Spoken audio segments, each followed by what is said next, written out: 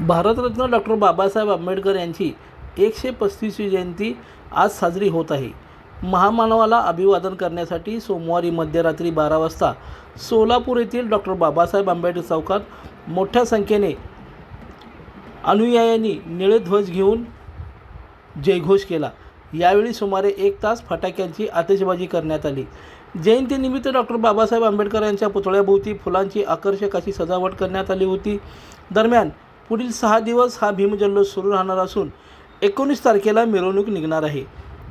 सोलापूरमध्ये मध्यरात्री झालेल्या जल्लोषाप्रसंगी विविध स्तरातील मान्यवरांनी आपली उपस्थिती दर्शवली होती. महिला, मुले तसंच वयोवृद्ध लोकांनी येऊन डॉक्टर बाबासाहेब आंबेडकर यांना अभिवादन केलं. याप्रसंगी पोलिसांनी चोख बंदोबस्त ठेवला होता.